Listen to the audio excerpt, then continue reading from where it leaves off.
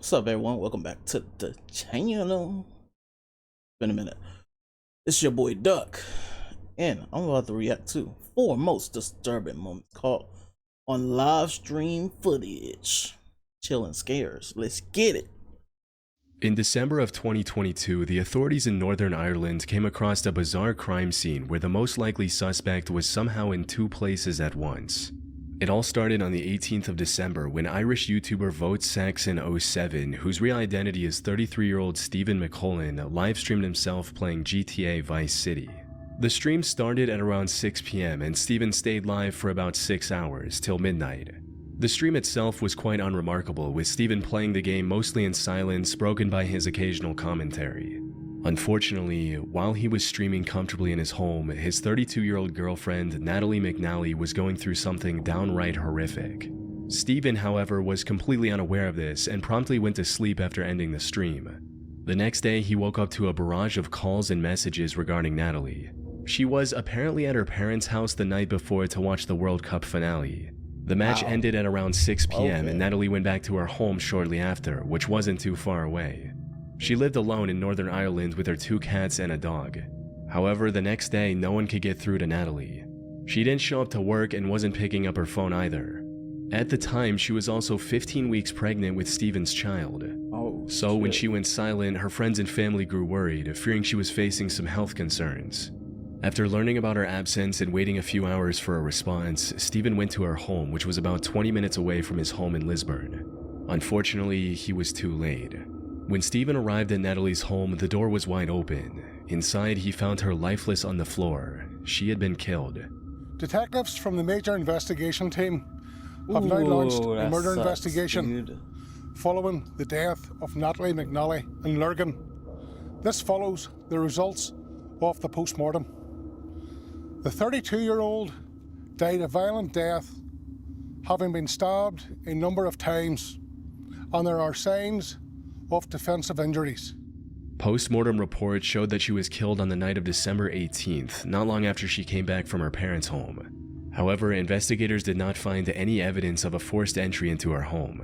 This, combined with the fact that Stephen was the one who reported her death to the police, made him the lead suspect in her murder investigation, and he was arrested shortly after.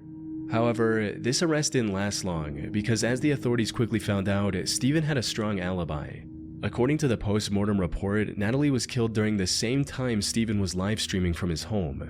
Investigators looked through Natalie's phone and found the last text Stephen sent to her at 5:57 p.m. which read, "Right, I'm off to stream the night away, wish me luck." To which Natalie replied, "I might have a peek at your live stream later."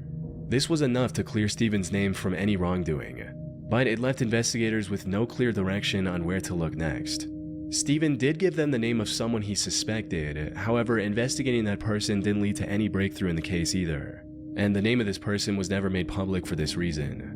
Luckily, detectives found CCTV footage a few days later showing a man dressed in dark clothes and white shoes heading towards Natalie's home at 8:52 p.m., and then the same person going back about 40 minutes later.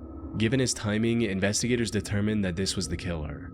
Shockingly, he had the same height and build as Stephen. This put him on the radar once again, but it also raised a valid question. If Stephen was the perpetrator, how could he be in 2 places at the same time? Without any other option, the authorities put a £20,000 reward for information regarding the killer and continued investigating. They also feared that by the time they started this investigation, the killer could have easily fled to any of the neighboring countries.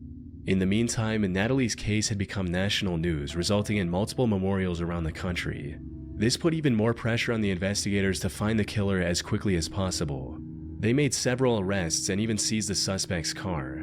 Investigators also found the weapon the killer used on the 5th of January 2023, which was a knife from her own home. However, none of these developments brought them any closer to identifying the killer. That is until January 31st when they arrested Stephen again, but this time with solid evidence. As it turns out, the only thing keeping him out of suspicion, the live stream, was completely fake. The whole thing was pre-recorded and broadcasted to simply look like a live stream. After his arrest, investigators went through his computer and found the original recording, which was made on the 14th of December, 4 days before the incident. His girlfriend? They also found a taxi driver who described picking up someone matching Stephen's profile near the murder at 9:30 p.m. and then dropping this person near Stephen's house. Most importantly, according to the taxi driver, this passenger had forgotten his wallet at home, so he quickly ran inside his house to get the money. And as expected, he ran into Stephen's home. All this evidence left no doubt in the fact that Stephen was the one who went to Natalie's home to commit a predetermined crime. In hindsight, there were plenty of suspicious moments during the fake live stream that should have raised more alarms. For starters, the stream was titled The Violent Night Christmas Live Gaming Stream. At the start of the stream, Stephen also claimed that he was having technical issues with the streaming software, which he used as an excuse as to why he wouldn't be able to interact with the live chat. Well, because this streaming software is kind of up the left, it means I can't check the live chat, which is a real shame. So, by all means, talk amongst yourselves. This ensured that no one questioned why he wasn't talking with his viewers, which is essentially the whole point of doing a stream instead of posting a pre-recorded video. Wow.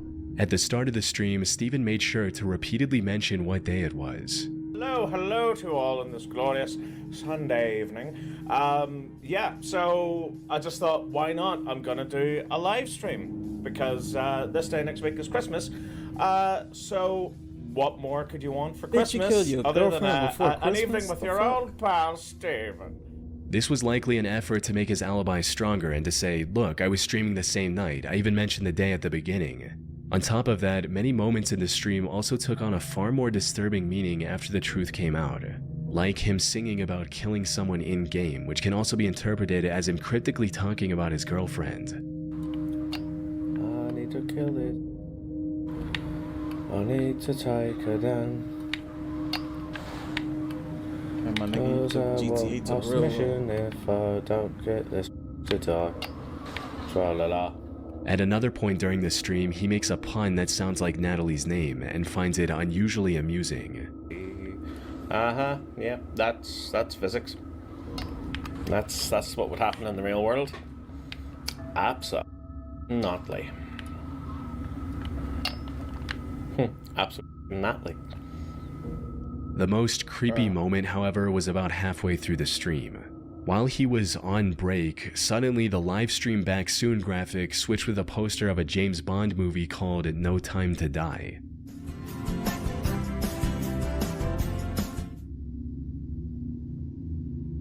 Stephen later claimed that this was an accident. He accidentally dropped his controller on the keypad, which made the strange graphic come up. But since we now know that the live stream was pre-recorded, Stephen deliberately included this graphic at this point during the editing, likely alluding to the crime he was going to commit on that day. This theory becomes even more credible once you consider the fact that this movie poster came up at about 9:15 p.m., which perfectly aligns with the time he was at Natalie's house committing the brutal crime. That said, his clever schemes were derailed and he was charged with murder. He was also refused bail. And at the time of writing, he's awaiting trial on May 6, 2025. Hopefully, Natalie and her family can get the justice they deserve. That's fucked up. Why you kill your girlfriend? Like, on April 4th, 2020, you decided to go inside that and pull out. I mean, that's your fault, man. I mean, damn, you ain't gotta kill a bit. You killed 2 lives right there. That's fucked up. That's fucked up, man.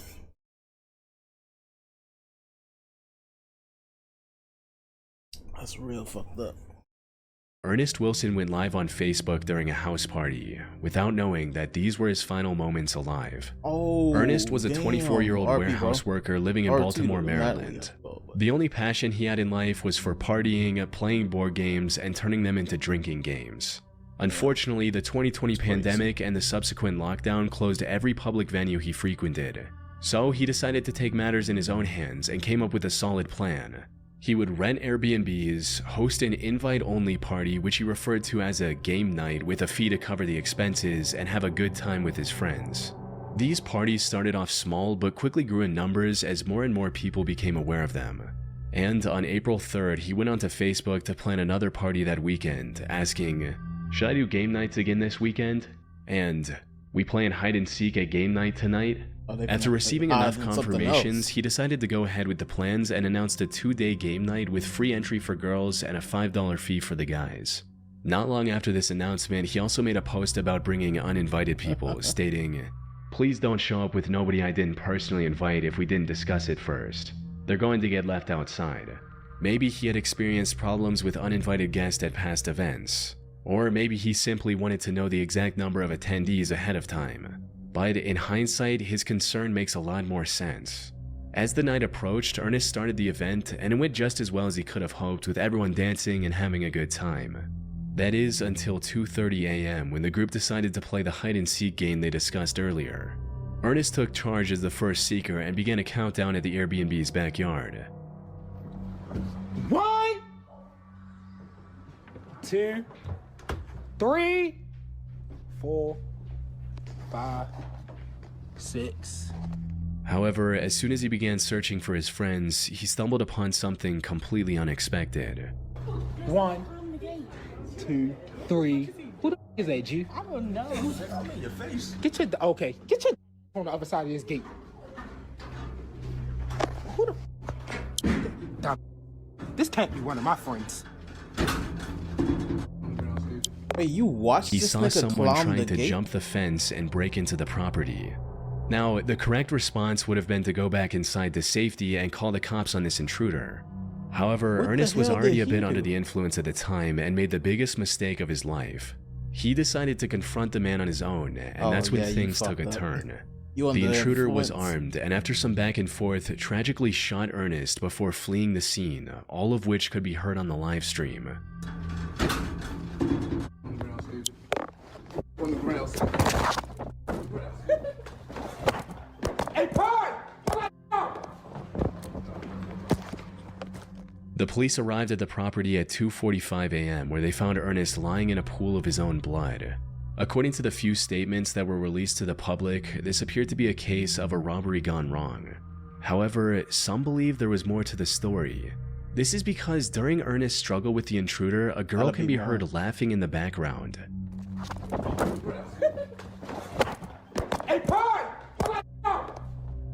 As the story goes, this girl was an accomplice of the intruder who planned to either rob the place or eliminate Ernest for some reason, with one person on YouTube writing, "That girl tried to let someone in the front door, or she knew who tried coming through the door. Once discovering it was locked, she told them to hop the fence as clear as day. I would start with her boyfriend." Unfortunately, from what I can find, the police never caught the suspect, and Ernest's case remains open to this day.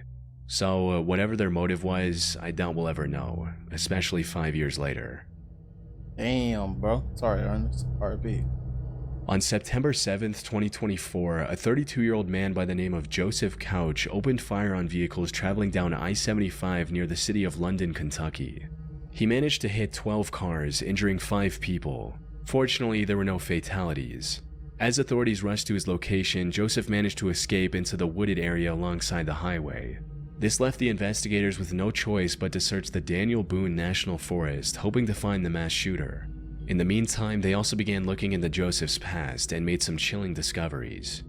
He served in the Army Reserve from 2013 to 2019 before receiving an honorable discharge due to him developing PTSD. More importantly, this wasn't his first entanglement with law enforcement. Back in 2015, he was arrested for throwing a rock at a dog and then pointing an AR-15 at its owner. Joseph had to pay $1,000 for bail, and the case was later dismissed a few months later. However, the same year he was arrested again, this time for supplying a minor with alcohol and vandalizing private property with spray paint. This resulted in him having to spend 6 months in jail, alongside 200 hours of community service and a $1,500 fine. All of this highlighted just how mentally unstable he was. He was fucked Something up. that became even more apparent when investigators factored in the messages he sent to his ex before the shooting. These read, "I'm going to kill a lot of people. Well, at least try. I'll kill myself afterwards." His past record and these texts also made it clear that Joseph wouldn't go down without a fight if they managed to find him. Unfortunately, the search for him wasn't progressing as smoothly as they'd hoped. The search for the suspected highway gunman, Joseph Couch, intensifies as law enforcement has expanded its search efforts. Yeah. State police Got some pretty say they are eyes in that outfit, extending looking nice. their search deeper into the Daniel Boone National Forest as the manhunt for Couch enters day 7. Damn. Local agencies were forced to close a section of I-75 and shut down schools, fearing Joseph might strike again. Eventually, they did manage to find his SUV, which also had numerous cases of ammo for the AR-15 style rifle he used for the shooting. However, this didn't provide any clues about his current whereabouts. In a desperate measure, the authorities put a $35,000 reward for finding Joseph to enlist the help of locals. And that's where the McCoy couple entered the picture. Fred McCoy and his wife Sheila operate a museum dedicated to the historic feud between the Hatfield and McCoy families in Kentucky. They also run a small YouTube channel dedicated to this museum called Hatfield McCoy Museum Adventures, where they discuss the various aspects of that feud in greater detail. After hearing about the massive reward, the couple decided to give it a go. They had lived in the area their entire lives and knew the wilderness well. $35,000. That's a sweet little piece of money. We're going looking for him. We're hoping he finds us, but we're going looking for this Couch guy, Joseph Couch. They also decided to live stream their adventure through the Kentucky forest on YouTube, likely to have an instant record of whatever they find. They truly believed they could find him, and luck was on their side, because during one of their live-streamed expeditions, Fred noticed a whole bunch of vultures hovering over the same area, possibly indicating a rotting corpse nearby. The two decided to head towards the vultures, and just 30 minutes later, the McCoys found what they were looking for. Oh, he killed himself?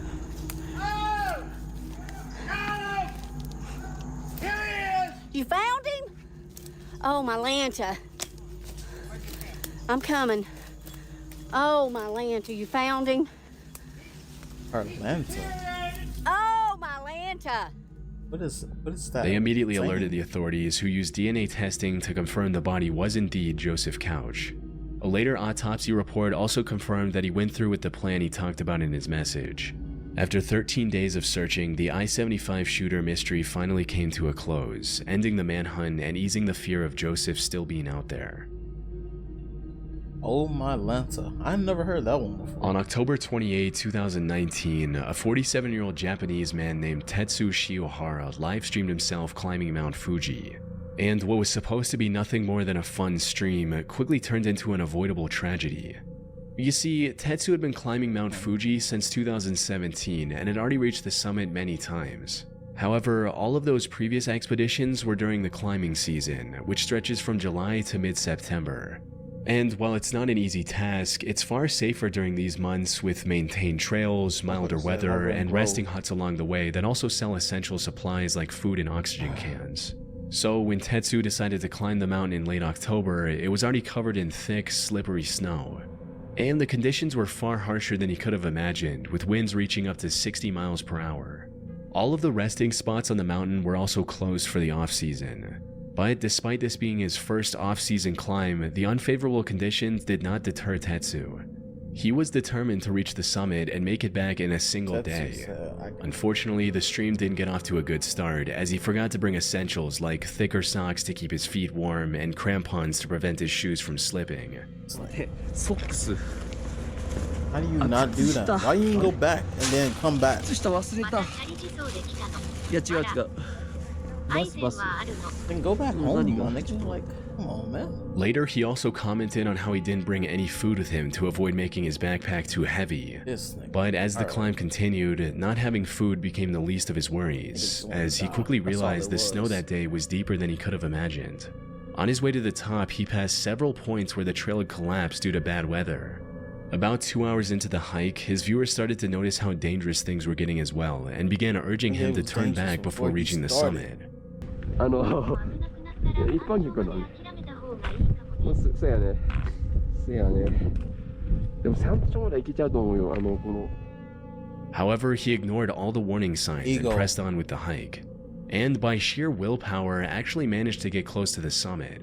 Sadly, this is where his luck ran out. While treading through a particularly steep section of the trail, Tetsu slipped and fell down the mountainside. Oh, dang. 外待ってんだけど雪で。 Oh, you could tell he's about to slip. ここも危ないね。斜面。He slot, yeah. Oh shit. Seconds after slipping, his phone hit a rock and turned off, ending the live stream. His viewers immediately alerted the authorities. However, due to the harsh conditions, it took rescue workers 2 days to locate Tetsu's body. They found it severely dismembered, 2,300 feet below the point where he'd slipped. Now, for most people, this was an open and shut case of an inexperienced and underprepared person misjudging the dangers of Mount Fuji. But I came across some interesting theories regarding the situation. For example, one person stated, "I don't think he wanted to go exactly how/where he did on the mountain, but if you ever saw the live stream, you'd know that he definitely was planning on doing it, probably at the top." The chat was begging him to turn back, and he made constant, likely deliberate references to not being fully equipped. Additionally, he had a very ample and generous amount of time to turn around if it had purely been a mistake, with the last few people he met warning him to not go any further. In other words, Tetsu intended to end everything that day. The missing equipment was a deliberate decision, not an oversight. Although there's no evidence to prove this theory, and we'll never know for sure if this was actually his intention. Yeah, bro was like, nah, he tried, bro. Like, he tried to end that shit. He ignored like so many people was like, hey bro, it's getting dangerous, you gotta stop. That nigga said, nah bro, I'm still gonna. You ain't got no food with you. You didn't bring the necessary equipment to survive the trip, and you live streaming. Yeah, okay, sure, we'll believe that you just forgot all this stuff and you just trying to do the impossible. Survive without the materials to survive. Okay. Alright. Yeah, alright. Y'all RP to all the people that died, even though some of them like just yeah, RP to them. Like what kind of stupidity they got going on right now, bro? And then the home dude with the party, you drunk, you gonna confront a nigga that's climbing over the gate and you ain't got no weapon with you? Okay. Yo, okay. Ah, man. Hope you guys found this video informative, because I did. I see what people I need to stay away from, and who I need to, you know, probably look towards. Like that couple that kind of knew what they was doing, you know. They looked for the vultures and everything, found the body, bam. They was getting that 35K. That's like a car. That's a whole ass car. A new car practically. I mean, we pay some bills with that. I mean, yeah. All right. Thank you guys for watching. Hope you enjoy it. I'm out. Peace.